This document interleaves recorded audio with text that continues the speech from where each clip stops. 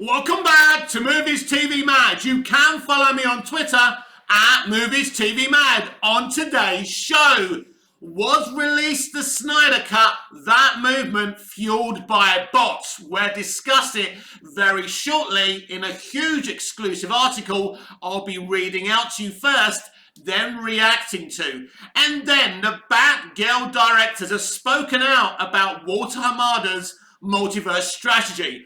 But first, huge accusations today against Zack Snyder and his fans, you and me, for being bots apparently. Should we read what's going on here? Exclusive. Fake accounts fueled the Snyder Cut online army. This is an article by Rolling Stone. A Warner Media report reveals that bots and other inauthentic users bolstered the fan-led campaign for director Zack Snyder's Justice League do-over by Tatiana Siegel. I'm sure she's not biased at all. Zack Snyder was becoming increasingly agitated over the course of several weeks. In the spring of 2020, the director repeatedly demanded that the names of two producers, Jeff Johns and John Berg, be removed from his upcoming recut of Justice League. And you can't blame Zack for this at the end of the day. These people lied to the public. They said Zack stepped away from Justice League because of the tragic suicide of his daughter. That wasn't exactly very accurate. They also said his good friend Joss Whedon will be taking over the reins. Joss Whedon and Zack Snyder are not, and will never be friends.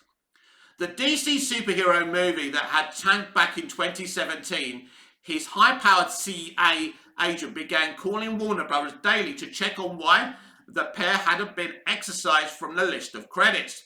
Simultaneously, Snyder's wife, Deborah, another producer on the film, started pressing an executive in the studio's story department with the same directive. Snyder admits the couple asked the studio to intervene after a personal plea to Johns and Berg was ignored. On June the 26, 2020, Snyder had enough. According to multiple sources familiar with the matter, Snyder confronted an executive in the studio's post-production department and issued a threat. Jeff and John are dragging their feet on taking their names off my cut. Now I will destroy them on social media. Wow. So this is a very, very huge claim. Now, I love Zack Snyder. I love the Snyderverse. But nobody's perfect. You know, what they did to him made him this kind of person. I can absolutely see him making this threat. I have no issue with making this threat. When you are at war, and Snyder and his fans, us, were at war with a studio, we won that war because we had to do what we had to do. Simple as that. So this doesn't shock me, by the way. I believe it, and it isn't a problem as far as I'm concerned. A toxic social media movement. Wow, we're going back to all this. Now, after this article, after we look at this article with a fine-tooth comb, we're going to kind of the motivations of doing this. Do you remember these articles, these hit pieces, when we were fighting for the Snyder Cut? I wonder why they're getting so triggered all of a sudden. A toxic social media movement had already been building around the director since at least 2018, spiking with online cries for Warner Brothers to release the Snyder Cut of Justice League 2 years later, as Snyder's demands escalated behind the scenes, including for more money to finish his 4-hour director's cut of the film for HBO Max and access to the intellectual property. So did a flood of attacks aimed at Warner Brothers. Warner Brothers are no victims. Warner Brothers attacked Zack Snyder emotionally and pressured him. And as I say, you know, what they did to him, lying that he left the project because of the death of his daughter, the suicide of his daughter, was outrageous. The treatment of him, Ray Fisher, and others was disgusting. So please don't start making Warner Brothers pictures, because this is who we're talking about right now. Nobody else. Not Warner Media, not Warner Brothers Discovery, but Warner Brothers Pictures, a toxic company run by a toxic chairman, Toby Emmerich, who's about to be leaving the building. Calls for boycotts, demands for some executives to be fired, even death threats against them. By the way, they can't prove these death threats. I've never seen any death threats against any executives, and I've been everywhere on the internet with you, this fandom. I will defend you. Now, if I see evidence of this, I will call anyone out who did this. I think the death threats are lies. Fans went after anyone or anything deemed a danger to the so-called Snyderverse. You mean just like Warner Brothers Pictures did? Including directors like Adam Wingard, whose Godzilla vs. Kong launched on HBO Max 13 days after Snyder Cut and stole some of its thunder, and movies like Wonder Woman 1984, in which Johns was a writer, right? All we ever did was say that Wonder Woman 84 was a piece of shit, because guess what? Wonder Woman 84 is a piece of shit. Johns was a writer. The onslaught included cyber harassment to severe. Warner Brothers security division got involved. The Warner Brothers Discovery spokesperson declined to comment. At this matter predates the current leadership and new company. Exactly. Warner Brothers Discovery don't want to be involved with this hit piece. And as the mayhem built, many insiders question how organic the Snyderverse Legion really was, according to two reports commissioned by Warner Media and recently obtained by Rolling Stone. At least 13% of the accounts that took part in the conversation about the Snyder Cut were deemed fake. 13%! 13%! That's nothing. We'll get into it after this article. 13%! That's hardly a smoking fucking gun. That's amazing. That took part in the conversation about the Snyder Cut were deemed fake. Wow. We'll talk about it. Well, above the 3 to 5% that cyber experts say they typically see on any trending topic. In public fillings, Twitter has estimated that the percentage of daily active accounts on its platform that are false or spam is less than 5%. This is a lie. There is a lot more bot accounts than that, everyone. We'll get into it. So while Snyder had scores of authentic flesh and blood fans, those real stands were amplified by a disproportionate number of bogus accounts. Again, we'll get into it, because bots are the lifeblood of social media platforms. We will discuss it and I'll explain to you. So basically, the 13% is nothing. And, you know, the Snyderverse wasn't, the Snyder Cut wasn't restored because of them. Two firms contracted by Rolling Stone, and Rolling Stone clearly have an agenda here, so we can't trust them. So where are we? So two firms contracted by Rolling Stone that track authenticity of social media. So where are we? Social media campaigns, Q5ID and Graphica also spotted inauthentic activity coming from the Snyderverse community. And yet another firm, Alethea Group, found that the for snydercut.com domain, which claims to have made the release of the Snyder Cut hashtag go viral in May of 2018 and became the landing hub for the efforts to bring Snyder back to the helm of the DC universe, was at least at one point registered to a person who also ran a now defunct an agency which promoted its ability to bring cheap instant avatar traffic to your website. Rolling Stone spoke with more than 20 people, 21, 25, 30. It's not a lot of people, is it? Anyway, involved with both the original Justice League and Snyder's Cut, most of whom believed that the director was working to manipulate the ongoing campaign. Let's put this down for a minute. We need to talk about this. Yes, I've credited Zack for this in the past. He manipulated the whole situation. The man's a genius. They forced him off his fucking baby, right? They said he left his baby because his daughter had taken her own life. No, he didn't have the energy to fight them anymore because of the suicide, the tragic suicide of his daughter. How would you feel if they did this to you? They acted disgustingly, and we know that. So yes, Snyder brought this on. It was Snyder who leaked that deleted footage of Barry saving our Iris, right? We know that. Where did it come from? Zack Snyder. Of course it did. Everything was manipulated by Zack, and I'm glad he did it. Well done, Zack, for fighting for what was yours. The outgoing campaign, Snyder claims that if anyone was pulling strings on the social media further, it was Warner Brothers trying to leverage my fan base to bolster subscribers to their new streaming service. But one source maintains Zack was like a Lex Luthor wreaking havoc. Wow. Yeah, he was. And quite right too. What do you think you're doing here? What do you think this actually proves? That someone who was treated disgustingly did whatever he had to do to embolden the fans to help him release his cut. Nothing wrong with that. He only acted the way these fucking studios have been acting for nearly 100 years. For a time, rival studios and digital marketing executives were intrigued by the Snyderverse fan mobilization, wondering how they too might better harness the power of social media. But soon many came to question what appeared to be suspect activity. Hashtags like Release the Snyder Cut saturated social media beginning in late 2019, racking up hundreds of thousands of tweets a day to pressure Warner Brothers to release the director's version of the film. And when the studio finally released Snyder's new cut in March of 2021, Restore the Snyderverse, a fledgling fan hashtag calling for Warner Brothers to greenlight more of Snyder's DC films, racked up more than 1 million tweets in one day. Just look at the drop. That hashtag was trending at 1 million tweets a day for when they wanted to release the Snyder Cut, and it dropped down to 40,000 within days. Right, let's talk about that.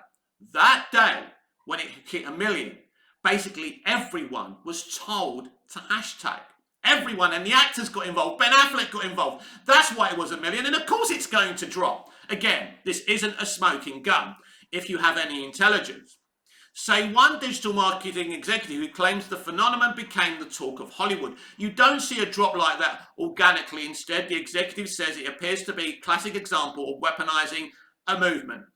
Well, it depends what you mean by weaponizing. Emboldening a group of fans to help a director get justice. And Johnny Depp fans, they're going to do this to you as well. This is how powerful these people are. This is a nothing article, but it is interesting to go through, and I thought it was very important on today's show to go through it. In mid-January 2021, 3 months before the Snyder Cut of Justice League was finally released, an Instagram account with the handle Daenerys Illustrated posted a gruesome image depicting the decapitated heads of John's DC Films president Walter Hamada and former Warner Brothers Pictures Group. I didn't know this was going to say this when I was smiling, by the way. This is not funny. So, decapitated heads of John's DC Films president Walter Hamada and former Warner Brothers Pictures Group chairman Toby Emmerich. The image rapidly circulated among the fandom, with Snyderverse devotees even tagging social media accounts of some of the children of the trio.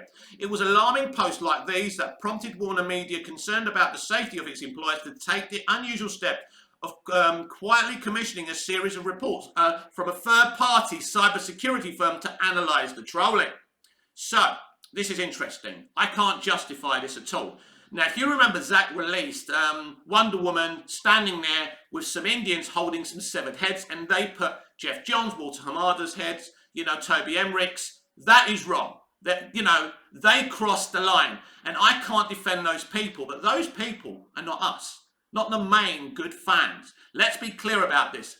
They are revealing this now to make us all look bad, but you can't do this because we know this is a minority. Anyway, what they did was wrong. The reports are taken on a mythic status within Warner Brothers. Some doubted they even existed, but a small group at the parent company did have access to them. The main report, dated April 21st, entitled Snyder Cut Social Media Presence, offers a chilling glimpse inside the powerful movement. After researching online conversations about the Snyder Cut of the Justice League's release, specifically the hashtags Release the Snyder Cut and Restore the Snyderverse on Facebook, Twitter and Instagram, the analytics detected an increase in negative activity created by both real and fake authors. The report concluded one identified community was made up of real and fake authors that spread negative content about Warner Media for not restoring the Snyderverse, and many of that information was actually factual. Additionally, 3 main leaders were identified within the authors scanned on Twitter, Facebook and Instagram. 1 leader on each platform. These leaders received the highest amounts of engagement and have many followers, which gives them the ability to influence public opinion. Furthermore, the report stated many authors were spreading harmful content about the then Warner Brothers chairman, Ann Sarnoff, who had called the fan trolling reprehensible in an interview with Variety, and that was another hit piece. With the majority of authors calling her a liar for the claim that there is no Snyder Cut of the movie and called for Warner Media to fire her. These authors also started using the hashtag boycott Warner Brothers. Another internal report found an active sub-community that was attacking Johns. So it's funny that Sarnoff, apparently we all wanted Sarnoff sacked. I actually quite liked her at first, and I thought she did a lot of good things into, connecting the studio together to get one department to talk to the other. I thought that was great. But that hit piece with Variety was a desperate attempt. Rolling Stone asked 3 other cybersecurity and social media intelligence firms, including Q5ID, to crunch Snyderverse-related data from the months leading up to the Snyder Cut's 2021 release, looking for indications of inauthentic social media activity. Such activity could take a number of forms, including attempts to manipulate discourse involving human-operated networks or inauthentic accounts of the use of software to automate account posting and engagement activity, often referred to as bots. Q5ID Chief Information Officer and Chief Technology Officer Becky Wanter says her firm's analysis indicates there's no question that bots were involved yet. Of course, there was a little percentage of bots. Now, when we finish this article, we're asked the question, what motivated Rolling Stone to go to cybersecurity, probably paying cybersecurity for their time? This has been motivated from somewhere. All of a sudden, release the Snyder Cut is dead and gone now. Why are they doing this now? I think it's pretty obvious. I think it's pretty clear what's going on here. Wanter explains there are certain patterns that bots give off that we saw here. They arrive at almost the same time in huge numbers, and many times the origin, thousands or even millions of messages can be traced to a single source or two. Sometimes they can be traced to unusual servers in remote countries, and their content will be precisely similar. It's like saying lots of people turned up to a concert at the same time and accusing those people of being human alien clones. That means a fandom amplified by fake accounts helped shake down a major studio. Oh no! That's terrible, isn't it? At an ultimate cost to Warner Brothers of more than $100 million to re-release a movie that had already bombed years earlier. Wow. Now that is a false statement. That's when you know that someone's motivations are fake. Zack Snyder's Justice League Snyder Cut isn't Justice League. That's why they're called Justice League and Zack Snyder's Justice League Snyder Cut. They're two different films, and it cost them $100 million. But how much did they make? That's not what you're saying. Because I've seen the figures, everyone. Record-breaking viewers on HBO Max. Record-breaking money for digital releases and physical media. They were sold out immediately, just like the BVS re-release in IMAX. But you're not going to mention that, are you?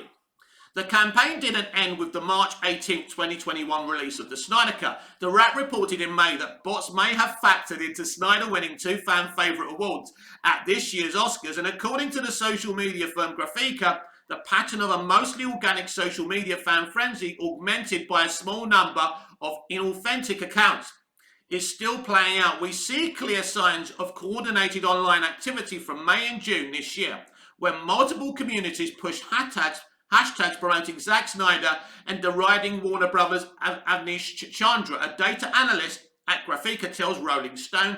As examples, Graphica points to accounts that seem to exist only to barrage Twitter and the replies of Warner Media social media accounts with constant pro-Snyder hashtags. Chandra downplays the effectiveness of that inauthentic activity. Nothing that many of those accounts are spammy and fail to cut through the noise. But he says it's clear there is some manipulation occurring. The bulk of this activity was made up of real and passionate users taking direction from influential figures in the pro-Snyder community, Chandra says. We regularly see these types of adversarial social media campaigns that are driven by real people coordinating online. When you kick the hornet's nest of a large, engaged and confrontational fan community, that can be just as, if not more scary, as facing down an army of fake accounts. Every superhero tale needs an origin story, and the groundwork for the Snyderverse siege had been laid well before 2020. While Snyder denies it, One source tells Rolling Stone the director hired a digital marketing firm to juice fan engagement back in 2016 when his $250 million film Batman vs Superman Dawn of Justice was savaged by critics, earning a dismal 29% Rotten Tomatoes rating, and disappointed Warner Brothers brass at the box office as well as the DC fan base. The movie took in $874 million worldwide. A DC standalone film like 2019's Joker, by comparison, cost $70 million and earned over $1 billion worldwide. Nevertheless, the Snyder Army was colstering, whatever that word is.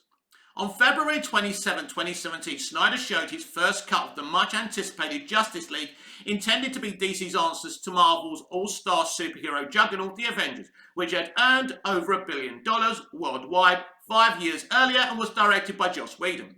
Executives at the studio, headed up at the same time by former chief Kevin Tsujihara, felt the film had major issues, including that it was convoluted and still too long at more than 2.5 hours. The movie was deemed a disaster and a full-on failure by those in the room. And as a result, the studio pivoted and enlisted Whedon to come on as a writer and consultant, according to multiple knowledgeable sources. If you're calling Zack Snyder's Justice League a disaster, what do you call Justice League? It was a humiliating turn for Snyder, who had once been entrusted with creating the architecture for the DC Universe and its slate of films, including Wonder Woman, Aquaman, and the upcoming The Flash. 9 days later, Snyder presented another cut to a smaller group. It was still well over 2 hours. Whedon gave notes on that cut. Some say Snyder wasn't receptive. Then in mid-March of 2017, Snyder, a father of 8, endured an unthinkable tragedy when his 20-year-old daughter died. Still, he continued working to cut down the film, while the studio had Whedon operating on a separate track to lighten its dark, superior tone. How did that work out? On May the 5th, 2017, Snyder screened his final version of Justice League on the Burbank lot for all of the studio's department heads. It clocked in at 2 hours and 18 minutes. One source familiar with the cut called it unwatchable and joyless. Meanwhile, Whedon, the creator of Buffy the Vampire Slayer, was prepping the direct reshoots in the summer so that the film could make its November 2017 release date. I want you to think about this. Zack Snyder's Justice League was unwatchable. Again, what does that make Justice League? None of the backstage drama surrounding Whedon's hiring had surfaced in the press at the time. So you're talking about toxic Snyder fans and bots. Why aren't you talking about the toxicity of Joss Whedon? I'm sure you'll bring it up. I haven't proofread this article. 2.5 weeks later, on May 27, 2017, Snyder announced the news of his daughter's death and his exit from Justice League. His wife, Deborah, also said she was taking a break to focus on healing. In the last 2 months, I've come to the realization I've decided to take a step back from the movie to be with my family, be with my kids who really need me. Zack Snyder told The Hollywood Reporter, "They are all having a hard time. I'm having a hard time."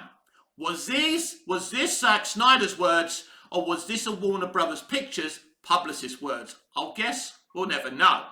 Warner Brothers released Justice League with its star-laden cast of Ben Affleck, Henry Cavill, Gal Gadot on November the 17th, 2017, and it was quickly proclaimed a disaster. Critics bristled at the schizophrenic result, a mashup of Snyder's brooding, violent R-rated version poking through Whedon's campy PG-13 incarnation. The film's $658 million global haul was an embarrassment given its $300 million budget. By contrast, the DC standalone Wonder Woman made $165 million more than Justice League, but with half the budget that same year.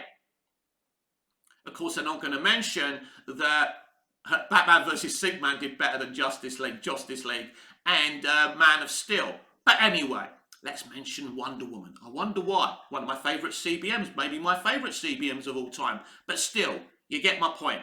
Though Snyder had created the architecture for the entire DC universe, he's responsible for casting Affleck, Batman, Gadot, Wonder Woman, Ezra Miller, Flash, Jason Momoa, Aquaman, Ray Fisher, Cyborg, and Amber Heard, Mira. So it was Zack who cast Amber. Interesting. On various standalone and spin-off films like 2016 Suicide Squad, he was now on the outside. The studio was looking to take the universe in a different direction and was making plans to replace Affleck and Cavill. Yeah. Replacing Cavill with Supergirl. Replacing Superman with Supergirl. Around this time, source says Snyder sent one of his editors to the studio to retrieve hard drives that contained materials for Justice League. Snyder was asked to return them, considering they were studio property. He balked. Snyder says he was contractually entitled to files connected with the film, that the material were for my personal use, and that he was not asked to return them at that time. Security was notified, sources say, but no action was taken. No one expected Snyder to begin tinkering with an alternate cut of the film. And this is what wounds Emmerich and Warner Brothers Pictures, that he was ever able to take those hard drives and do this, because this was the beginning of his war against Warner Brothers, and this is how he won. I don't attack Zack for this, I compliment Zack for this. Well done. He had every legal right to have a copy of his movies, to take those hard drives. Now, why didn't they sue him for doing this? Because they couldn't. But a new force was rising. The Snyderverse army, they make us sound so scary, don't they? For snydercut.com, one of the loudest and most influential voices in online Snyder fandom. By the way, for Snyder.com, I've never even heard of them. Now, maybe this is the online group who raised the money for the charity? I don't know. Me personally, I've never heard of them. For me, the Snyderverse people I interact with are on Twitter, and some of you people, subscribing to me very kindly here on my channel. Made its debut in last December 2017, and according to both the site, the main report commissioned by Warner Media played an influential role in making the Twitter hashtag Release the Snyder Cut go viral. This is a very long article for something like this. It's amazing, really. Even Ezra Miller and everything he's done hasn't enacted an article such as this, or Amber Heard, who's been proven to be a domestic abuser. Isn't it interesting? The passion. This takes money. This takes interviews. Where is the motivation coming from? I think we know. It's unclear who precisely is behind the site.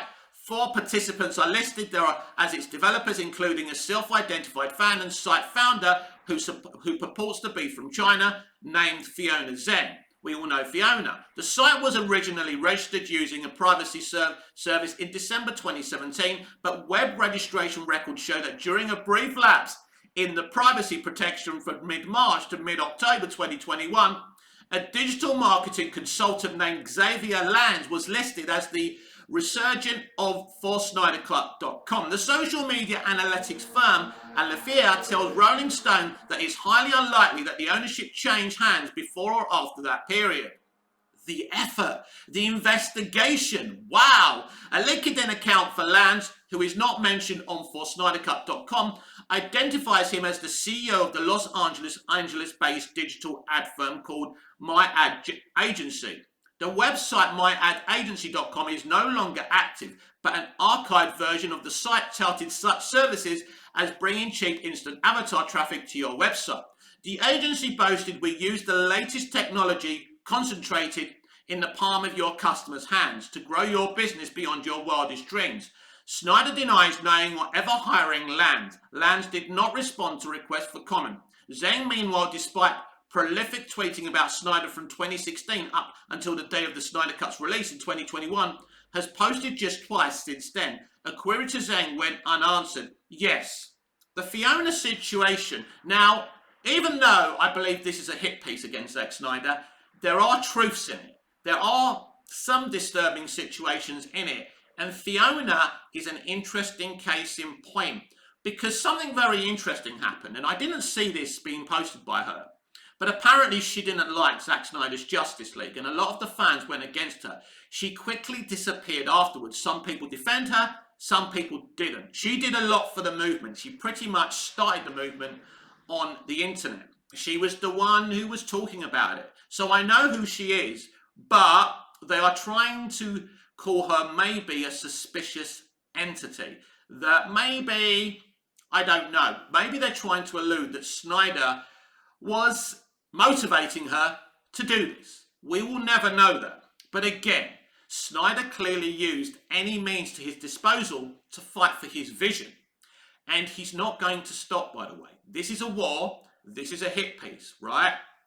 Over the 2 years following Justice League's disappointing bow, Warner Bros. Faced changes. In June 2018, AT&T closed an $85 billion deal to acquire the Time Warner Media empire, whose sprawling assets included CNN and HBO. The following year, Sugihara resigned following a Hollywood Reporter expose about his apparent efforts to secure roles for an aspiring actress with whom he had a sexual relationship. Sarnoff replaced him. All the while, the Snyder fandom continued to call for the studio to greenlight a Snyder version of Justice League. By the way, when Ann Sarnoff first arrived, Snyder fans were sending her flowers, cookies, cakes, and very charming letters to try and persuade her to release the Snyder Cut. Because if we're going to talk about toxicity aimed towards Ann and others, we need to talk about the other side of it, which these people are not going to do because it's a hit piece. Launching a change.org petition and mobilising the hashtag Release the Snyder Cut, executives who didn't fall in line faced social media beating. Former DC Entertainment President Diane Nelson deleted her Twitter account in September 2018 after Snyderverse adherents targeted her for merely praising Todd Phillips' Joker, a film that exists outside the Snyder canon. Again, they're missing a certain section of the Diane Nelson situation.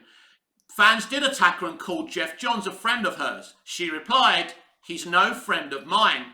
So this lady, Diane Nelson, who apparently is a figure of bullying from our fandom, actually admitted that she didn't really agree with what they did to Snyder.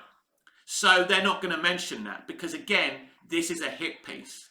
Pricey publicity stunts ensued like towering Times Square ad, "How dare we?", which can cost more than $50,000 per day, and a plane flying over Comic-Con with a banner calling for DC to release the Snyder Cut. None of the press reports at the time addressed who was footing the bill. Well, I can tell you who was footing the bill before you make your dumb accusations. We all were. It was a collection. It was like a charity. That's how it was done. Where was the fundraiser? Why didn't we even see a Kickstarter campaign from the fans? Well, I'll tell you why. Because we were giving the money online. That's why. So the fandom, this proves the fandom's so huge because of the amount of money that was raised. Asked one insider who became skeptical of the grassroots nature of the Snyderverse movement, considering the cost of such marketing endeavours. Whatever the role he may or may not have played in the Snyder Cut publicity blitz at the close of 2019, Snyder sent his disciples into overdrive when he posted a picture of a set of film canisters labelled JL Director's Cut, running time 214 minutes. Running over the picture were the words, "Is it real? Does it exist? Of course it does." One insider scoffed at the post. He refused to return the hard drives, which were studio property. This was just more orchestrated bullshit from Zack. Really? Well, yes. Of course it was orchestrated. He knew. He did it on purpose. Of course he did, to embolden us, to get us to fight. That was the whole point. But it was his film. He had rights to those hard drives because what was on it was partially his. That's the point legally they're not making. The fandom, which has been dubbed toxic by such outlets as Vanity Fair and Vox because they're not toxic, with the latter noting it has far more in common with abusive right-wing campaigns like Gamergate than with the most of mainstream geek culture. Wow, what an accusation. Continued to push, and Snyder began negotiations with Warner Bros. On a Justice League redo in January 2020. The plan was to release his cut on the in-development HBO Max streaming platform. Sources say the director insisted that no new footage would be needed after Snyder screened the 214-minute version at his home right before the March 2020 COVID lockdown. HBO Max executive Bob Greenblatt greenlit the project, and move signed off on by new Warner Media CEO Jason Keeler. The company officially announced the film on May the 20th, 2020, with Greenblatt noting, "Since I got here 14 months ago, the chant to release the Snyder Cut has been a daily drumbeat in our offices and inboxes. What the fans have asked, and we are thrilled to finally deliver." Silicon Valley transplant Keeler had raised eyebrows internally when he initially floated the unconventional idea of announcing Snyder Cut from his own Twitter account and having the director flown to Dallas to address the AT&T board. Some became even more concerned when the CEO, who was publicly bantering with Snyder on Twitter, was told that Snyder was in possession of studio property, and they say he simply shrugged it off. So what? Well done. Well done, Jason. Zack did nothing wrong. Keeler says he never had the Remo Test fought to fly Snyder to Texas to address the board and says he would never shrug off someone having studio property. Obviously, Jason's got to cover his own arse, and I understand that. Still, Snyder wasn't satisfied as Johns and Berg's names remained on the project. As of summer 2020, sources say the director blamed the pair for his losing control of the DC universe when they replaced him to run the portfolio of superhero films back in 2016. Then, after 4 months of fan siege targeting Johns and Berg, they were quietly removed from the credits. Snyder notes that neither he nor his wife have ever said anything negative about Jeff Johns or Berg on social media or in interviews. Obviously, Zach's leaked information about them. It's clear, because he's the only one who knew what was going on behind the scenes. And Zach was leaking stuff. So he hasn't publicly ever said anything. But again, these were the man's tactics to win the war. It's as simple as that. Now, whether you agree with that war, because we're not in the inside, but from the outside looking in, it looks like all these figures are toxic, right? And Zach is on the right side. After all, they did try and deny the existence of his movie. Anyway, we continue. And says they wanted the pair's names removed from the credits because this was not the movie they believed in, developed or helped us to get made. Around the same time, Keeler agreed to give Snyder $60 million for post-production and special effects work. That figure marked a significant bump from initial reports that pegged finishing costs at $20 to $30 million. What the studio didn't know at the time was that Snyder had already shot footage in his backyard at the height of the pandemic. Sources say the rogue shoot flouted COVID protocols. Oh, wow. Wow. They're using flouting COVID protocols. This is the biggest hit piece I've ever read. Shoot flouted COVID protocols and union guidelines. Snyder acknowledges 2 shoots were done in his backyard during the pandemic, insisting that both adhered to COVID protocols and nothing that one shoot was authorized by Warner Brothers. Furthermore, they say Snyder wanted an additional $13 million to cover additional production costs. Sarnoff pushed back as extra footage wasn't part of the deal. Meanwhile, the Snyder controversy had begun spinning in new directions. Fisher, an actor who Snyder had plucked from obscurity to play Cyborg in Snyder's Batman v Superman Dawn of Justice, started speaking out against Whedon, the director who'd been hired to replace Snyder on Justice League back in 2017. Joss Whedon's on-set treatment of the cast and crew of Justice League was gross, abusive, and unprofessional, and completely unacceptable, Fisher tweeted. He added bringing Snyder's alleged threat regarding his one-time colleagues to fruition 5 days after Snyder made his final push to have the pair removed. He was enabled in many ways by Jeff Johns and John Berg. Nearly all of the insiders interviewed by Rolling Stone say they believe Fisher and Snyder were working in tandem based on Fisher's tweets coming directly on the heels of Snyder's behind-the-scenes demands. But I said this at the time. And again, so what? Does that mean what Ray was saying wasn't true? And Ray was triggering me at the time because I was excited for Hamada's future plans of a multiverse strategy. Since the delays of these movies, my attitude has changed, and I don't know how I fucking feel now. And I think a lot of the fandom's like that. Snyder calls the allegation totally untrue. Fisher declined comment to Rolling Stone. Gal Gadot echoed Fisher's complaints about Whedon on-set behaviour, saying that the director kind of threatened my career, and I said if I did something, he would make my career miserable. If I did something, he would make my career miserable. The actress Charisma Carpenter, who had worked with Whedon on 2 TV series, took to Twitter to say the director had abused his power on numerous occasions while working together on the sets of Buffy the Vampire Slayer and Angel. Whedon had denied these accusations against him. Well, he would do, wouldn't he?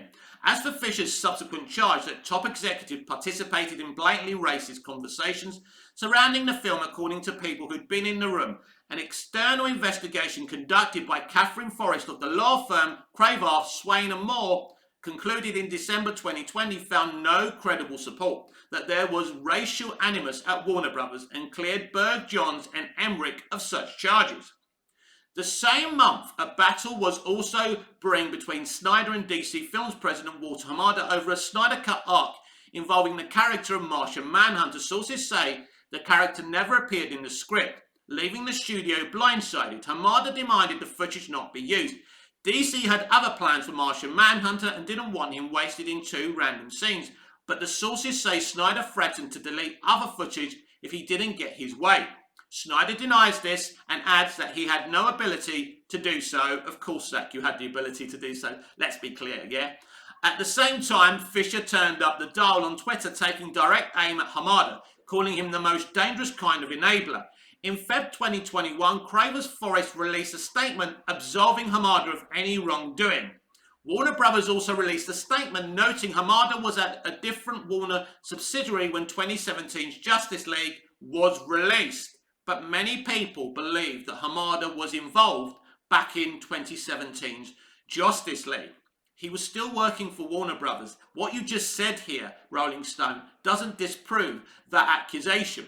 Fans posted such incendiary images as Hamada and Sarnoff, who had also been fighting for the removal of the unauthorized footage, photoshopped wearing Ku Klux Klan robes. Again, too far. In a move that dismayed studio insiders, Keeler overruled Sarnoff and allowed Martian Manhunter to appear in the Snyder Cut. The director was also given the $30 million he'd been demanding in production costs. That brought the studio's total expenditure on the film to $73 million before marketing costs put it over the $100 million mark. Well, Warner Brothers didn't really market it. Zack Snyder marketed that film on his own. We know that. That's $73 million while people were losing their jobs at the studio for a director's cut of a film. Wow! They're blaming this film again for the loss of jobs. Warner Brothers decided to cut those jobs, not Zack Snyder. Zack Snyder's Justice League was going to make the studio money. Regrettably, those people were not going to make the studio money. That's business, I'm afraid. I don't agree with it, but there you are. Again, all part of the hit piece. That already lost hundreds of millions. Notes and insider Snyder says the studio never would have released my version of Justice League unless it made financial business sense for them. But for those who thought the Snyderverse mob would move on, they were mistaken. In early 2021, Fisher attacked Warner Brothers, then Global Communications head Johanna Fuentes for some unspecified role in the Craver investigation. Fans then began harassing Fuentes, a woman of colour. So if a woman of colour is corrupt, we can't criticise her. Is that what you're trying to say? She's bulletproof, right? On Twitter and calling her for her ouster. A simple story written by this reporter about Kiersey Clemens being cast for Flash and standalone movie also incurred the wrath of the collective just days before the Snyder Cut release. In March 2021, Snyder called to stay. He wanted several sentences from the story removed. I'm just telling you that the fans are going to do. Trust me, they are pretty rough. He warned. The sentence stayed and the Snyderverse from descending. Even after the film opened, random bystanders continued to be hit by the Snyderverse shrapnel. When fans review-bombed Adam Wingard's Godzilla vs. Kong, according to you. Sources say the director asked Snyder through an intermediary to tell his fans to stand down, and that Snyder refused. Snyder says he never asked to have his fans stand down, adding furthermore, I do not control my fans. They have their own will and their own opinions. You really give me too much credit. It's interesting. All celebrities, all famous people, all elite YouTubers and social media people have their fans and they use them for certain situations, and we know that. And Snyder obviously did the same thing. That, my friends, is undeniable. Me Too, much credit. Another source says Warner Brothers successfully lobbied IMDb, which includes user reviews, to weed out trolls targeting Godzilla vs. Kong. Or, in other words, in translation, they used their influence on the company, which they probably got some shares in, because they've got shares in Rotten Tomatoes as well, apparently. They can control the narrative. So, most probably, there was very little kind of input from the Snyder fans to discredit that movie, but that's the propaganda they're trying to use against us. Wingard declined comments. Similarly, factions of the Snyderverse army review-bombed James Gunn's The Suicide Squad 4 months later. Well, that's interesting because that had a great score on Rotten Tomatoes, motivating the director to acknowledge the mob on Twitter. I will live. Stuff like this means nothing in the big picture, and important to point out, most of the Snyder Cut fans have been supportive. It's only a few who feel it's worthwhile spending their time doing stuff like this. Ultimately, both films outperformed the Snyder Cut on HBO Max. Of course, this is a lie, because I've seen the HBO Max figures, the digital figures, and the DVD figures. The Snyder Cut is one of the most successful films on streaming in history. But they're not going to tell you that. Because Rolling Stone are working for Toby Emmerich and Warner Brothers Pictures. Because until he leaves, he's going to try and save the dwindling multiverse strategy. Because even when he goes, he'll get bonuses from all these movies coming out, which there is about 5 coming out, I think. So, that's why he's motivated here. He doesn't want Snyder and his universe being restored. 1 year after the film's release, Snyder is no longer working with Warner Brothers, having moved on to Netflix, where he's currently shooting the sci-fi film Rebel Moon. Described as an ambitious 2-part movie, Fisher is playing a resistance fighter named Blood Axe. The studio's plans for the DC Extended Universe no longer involve Snyder. What plans? Who finally returned the Justice League materials he'd been confiscated following a settlement reached with a studio in August 2021. The Snyderverse army often called for a number of heads to roll at Warner Brothers, and Warner Media Hamada appears safe. He's not.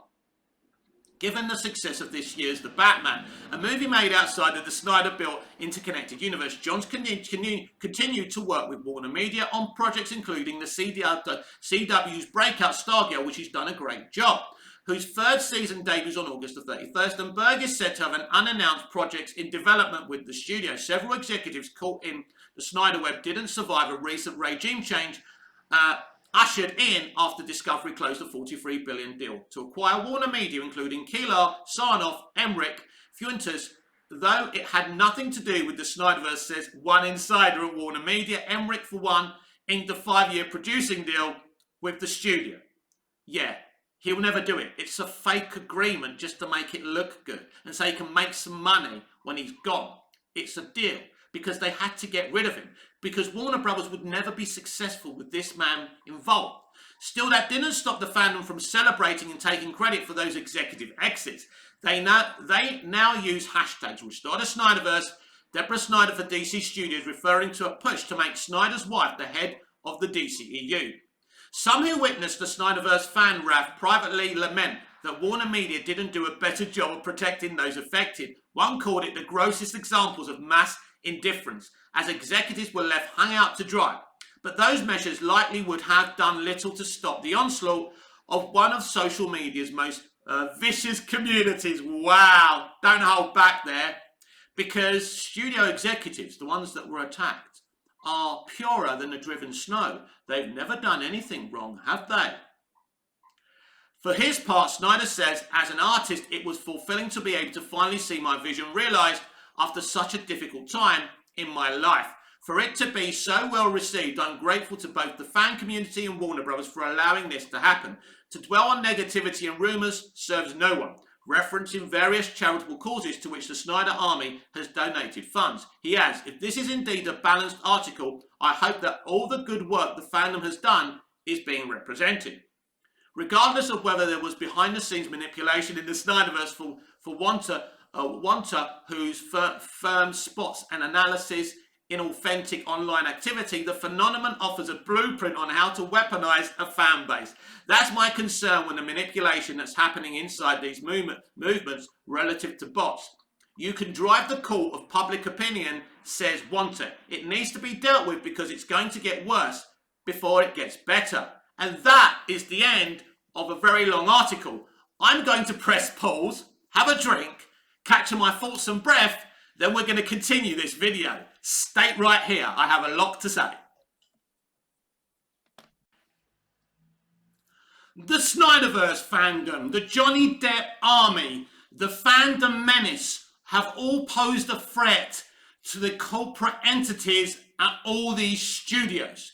And they are trying to enable these journalists at places like Rolling Stone, etc., to fight back. And this is what this article from Rolling Stone against the Snyderverse, but not just the fans, against the director himself, so they can gain power. Because the fans and the people fighting back against the toxicity from the extreme left in Hollywood is very damaging to their bottom line. These groups have made these big studios and networks lose money by exposing their creative bankruptcy. Justice League, creative bankruptcy. The Last Jedi, creative bankruptcy. Ghostbusters 2016, creative bankruptcy mixed in with extreme left political discourse. And now there's a civil war between the fans and the companies.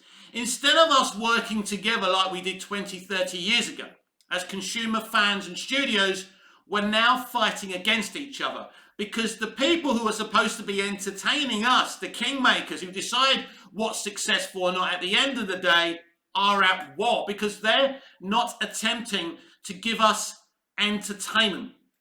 This article that I've just read you is a classic hit piece, but we can't just say it's all bullshit, because it's not.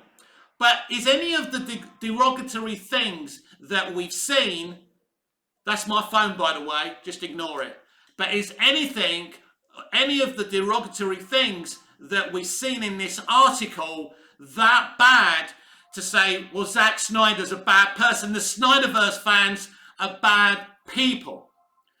Well, there are some things, like the severed heads thing and some of the attacks on the executives. Those things can't be ignored. I can't sit here and stand with the people who are responsible for that, because whoever that was crossed a line, okay? Those things crossed the line, but they're being used against Snyder and the Snyderverse. And what's the motivation for this? The motivation for this is today they're releasing Zack Snyder's Justice League Snyder Cut on digital for the first time in the United States of America. And they know that it's going to be big and it's going to make a lot of money. That's why they're scared. Why would they be afraid of this being a success? Because David Zaslav has released this movie on digital today to see if it is worth restoring the Snyderverse. And Toby Emmerich and his goons are worried about that. That's why this hit piece happened. Because if you're a random person reading this article, you're going to believe it. Because there's so much propaganda put within it that some of it is believable. Ultimately, Zack Snyder had a vision, whether you like it or not. That vision was destroyed and he was pushed away. And what they did ended up being even worse. And they created a war because they lied about the reasons that Zack left the picture. They used the death of his daughter as an excuse. And that wasn't exactly the truth, was it?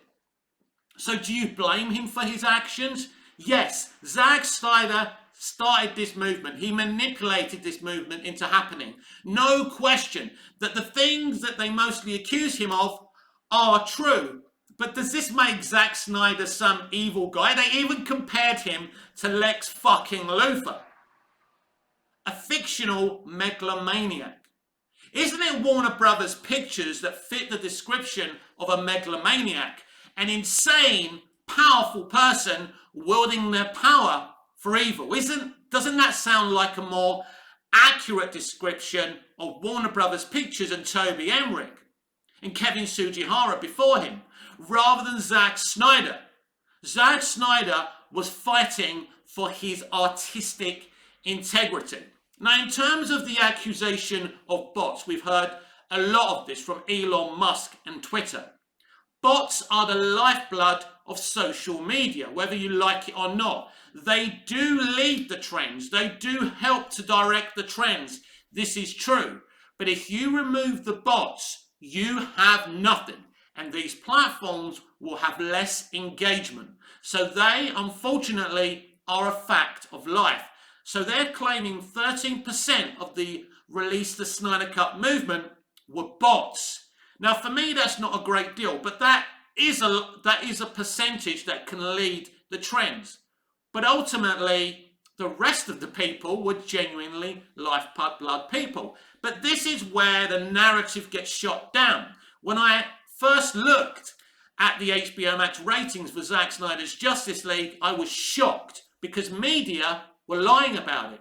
the media were lying about how successful this movie was, because it was one of the most successful streaming events of all time. I've seen the ratings, I've seen the numbers, I've seen the sales in physical and digital media around the world. And then the BVS re-release in IMAX was huge. I couldn't get it for months. Am I a bot? Am I lying? No. I love Zack Snyder. I love Zack Snyder. I love the Snyderverse. I think the man's a genius, a modern day genius. But as you've seen from this video, when I've had to call him out on certain things, I have. I've been honest. But I'm not actually calling him out. I'm just saying he is responsible for manipulating this whole thing, because you messed with the wrong person. You fucked with the wrong Marine, just like when they fucked with Johnny Depp, they were fucking with the wrong Marine. Studios think they can get away with anything. They attempted a similar hit piece many years ago, and that hit piece was from the Wall Street Journal's Ben Fritz, trying to prove, there was no Snyder Cut. Because the Snyder Cut was never a finished movie. The man had shot his movie. We saw the wrap-up party.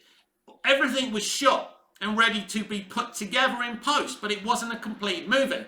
So when we were fighting for it, there was this argument, a pointless argument. It's not a finished movie. We know that, but we're fighting for it to be put together as a finished movie. That was the whole point. So ultimately, most of the stuff they put here is to make you think that Zack Snyder's a bad person, that us, the Snyder fans, are bad people. I've just made a video, a 5-minute video about online bullying. I do not support bullying tactics or the bullying of certain individuals at Warner Brothers Pictures. There's certain instances where Zack Snyder has used his fans to get this picture released. He did whatever he had to do. But whether you think Zack Snyder is in the wrong or right, and if you do think he's in the wrong, if you think he's bad, just think about the executives at Warner Brothers, at Disney, etc., and the horrible things that they have done in the past 100 years. Paedophilia, rape, sexual harassment, maybe even pertaining to other even worse things. This is a very corrupt industry that has, let's just say, the LA police in their pocket. So whatever you accuse Zack Snyder of is nothing compared to what these people are capable of. This is a powerful, powerful industry. And if you cross them, you're in their crosshairs. And Zack Snyder and Johnny Depp were two very rare instances where two people who were supposed to be crushed by this powerful industry weren't, because they emboldened their fans cleverly and used them to fight their battle with them. And there's nothing wrong with that. Something very wrong was done to Johnny Depp. And now Amber Heard's army are accusing the Twitter people of toxicity and bullying. And maybe in some instances that's true, just like my fellow Snyderverse fans and stans. But most of us are light-hearted, good people. We like the Snyderverse. We want it restored. We wanted to release the Snyder Cut. But even if we don't get the Snyderverse restored, we won a great victory for artistic integrity.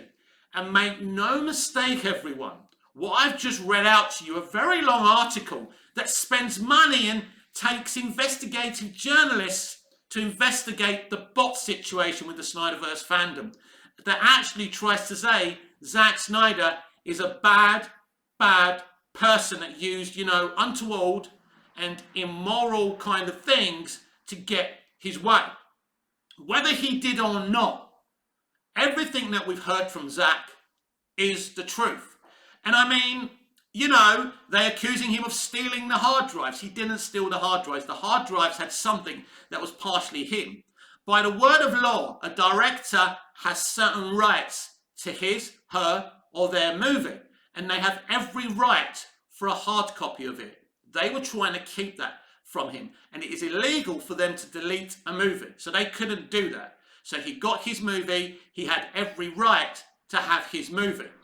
Basically, there's two aspects to this hit piece. There's still sour grapes with Warner Brothers Pictures and their chairman, Toby Emmerich, because they lost the war. The other side of it is Emmerich doesn't want his and Hamada's multiverse strategy to be taken down because he'll lose his bonuses. That's why they did Justice League the way they did it. Instead of saying to Joss, start again. Let's start this franchise from scratch with your own Justice League movie, which would have been a better idea. And Joss, as a talented guy, would have done a better job of it. The film would have come out, probably be successful, and there would have been no calls to release the Snyder Cut. Snyder wouldn't have had a leg to stand on. They emboldened Snyder to do what they did, but they acted improperly against him. So whatever Snyder did and whatever tactics he used are justified. The people won. The people who run the business are you and me. Was it you and me, the consumer? This video is really running so long, it's going to take me ages to upload it, but I don't care. You're hopefully watching it by now. But this is the thing. The only reason that this article exists is because they're scared. Because Toby Emmerich and Warner Brothers Pictures have brought in this journalist to do this hit piece because they know the digital release of Zack Snyder's Justice League Snyder Cut is going to make record-breaking money, and David Zaslav is going to say, yeah, let's restore the Snyderverse. That's not what they want. Maybe he is considering Deborah Snyder as president of the newly formed DC Studios coming soon. That's another threat to them as well. This is a war. This is a power struggle. Does this article damage Zack Snyder? Hollywood is about money and success, and David Zaslav will make the decisions that make him and his shareholders as much money as possible, but they're trying. So thank God we're getting rid of Toby Emmerich, something the fans did. Don't be ashamed of it. As long as you didn't threaten him or harass him, that's fine. He had to go. He's a very incompetent executive. He's made a mess of Warner Brothers and DC. They haven't made real money for years. It's all there. There's no denying it. So when it goes in September, we will finally find out their plans for the future. If you're like me, a Zack Snyder fan, I wouldn't be worried about this, and be careful how you defend this. Do this very constructively, but make no mistake, this is a very carefully manipulated, desperate hit piece. A last throw of the dice from Toby Emmerich, because as I've already said, he knows the digital release in the US of Zack Snyder's Justice League is going to make a hell of a lot of money, which means the Snyderverse is about to be restored. The real reason that motivated this article. Batgirl director teases DC Multiverse Connections exclusive. Isn't the timing for this very interesting? This is all part of the civil war between Snyder and Warner Brothers Pictures and Emmerich, because there is a civil war. There's a real threat that you'll never see the Batgirl movie or the Flash movie.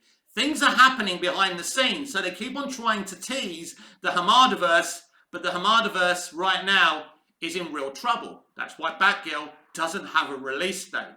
Anyway, by Richard Nevins. Following an impressive run on the first and last episode of Miss Marvel, directors Adil El Arbi and Bilal Fallah are now preparing for their upcoming release of Batgirl within the DCEU, even though it doesn't have a release date.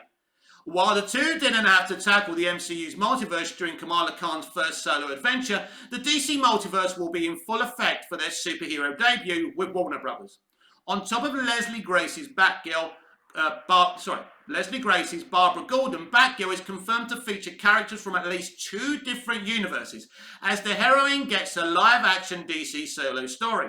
Michael Keaton's Batman will be back for one of 2 DCEU movies, including his time in Ezra Miller's The Flash, and J.K. Simmons will return as Commissioner Jim Gordon after starring in both the theatrical and Snyder Cut of Justice League.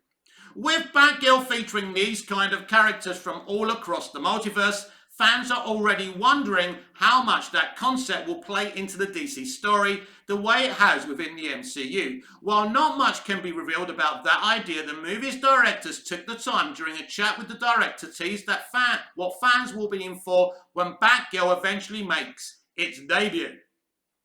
In an exclusive interview with the Directs, Richard Nevins, Batgirl directors Adil El Arbi and Bilal Fallah teased how the DC multiverse will make its presence felt in their upcoming movie. How Arby compared the duo's bosses at Warner Brothers to Marvel Studios president Kevin Feige, who often replied with "don't worry about it" when they asked him about ties to other major projects for Miss Marvel. However, Arby did hint that the film will indeed connect to DC's emerging multiverse somehow, while also suggesting that fans will have to see other DC movies to understand what happens in Batgirl and to grasp how the multiversal madness works on this side of the comic book movie landscape. Well, you know, we sort of give the same answer because we also ask, oh, you have J.K. Simmons from the Snyderverse and you got Michael Keaton from the Burtonverse. What's the situation there? And they would say, don't worry about it, we've got a plan. They never really explained that aspect to us, but I guess you're going to have to see the other movies to understand what happens. Why the reason is that we ended up in sort of a spaghetti of multiverses in that aspect. It's going to be a delicious spaghetti, I'm sure of that. How will DC handle the multiverse? Just as the MCU has done over the course of Phase 4, Warner Brothers plans to bring the multiverse in as a key plot device for future DC projects, including movies coming in the not-too-distant future. Arby and Farrar have clearly become masters at keeping spoilers hidden, thanks to their time at both Marvel and DC, not revealing any specifics for how Barbara Gordon's solo story will fit in with its DCEU and multiversal surroundings. The details behind DC's use of the multiverse still remains a mystery, although Batgirl is confirmed to be a part of that after Michael Keaton's Batman was announced as part of the cast. With his confirmed role in both The Flash and Batgirl, it seems incredibly likely that the Scarlet Speedster solo film will open the doors to the multiverse in the DCEU, while Batgirl will explore its ripple effects similarly to the New 52 comics, with The Flash still almost a year away and no set release date for Batgirl. There may still be plenty of time until this story is fleshed out more fully ahead of these movies' premieres, but consider how important the past DC films will be according to Batgirl's directors. There should be some big reveals to look forward to when the time comes. Adio Arby and Bill Farrar's work on Miss Marvel is now streamed, blah blah blah, we don't care about that. So that's all well and good, you're teasing that we have to see the other films.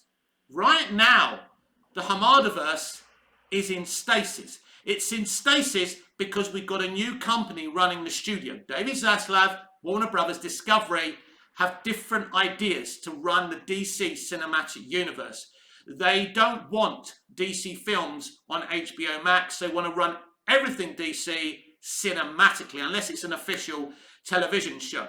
There's the issue with Ezra Miller. There's the problem with replacing Superman with Supergirl. He also doesn't like that idea, David Zaslav. And, as I've explained before, Batgirl hasn't got a release date because they don't know what the fuck to do with the Flash movie. And that's the issue. And until Batgirl gets a release, if she ever gets a release date, that is the situation. That the only two DCEU movies being released anytime soon are Black Adam and Shazam! Fury of the Gods.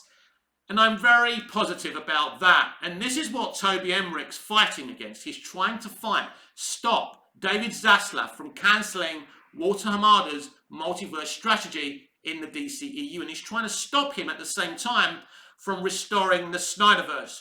Who will win this war? I don't know, but I know the first place you'll find out what's going on is here, exclusively here on Movies TV Mad. This has been Movies TV Mad with an extra long video, and I'm so tired. Please like, share, comment, subscribe. Please hit the notification bell so you never miss this beautiful perfection. I am Mick, your host with the most. Just ask your girlfriends and your wives. I will see you again. I will be in a lot fitter fettle after this really long video, so I will see you again for tomorrow's show here on Movies TV Mad. Until I see you again, goodbye, au revoir, auf Wiedersehen.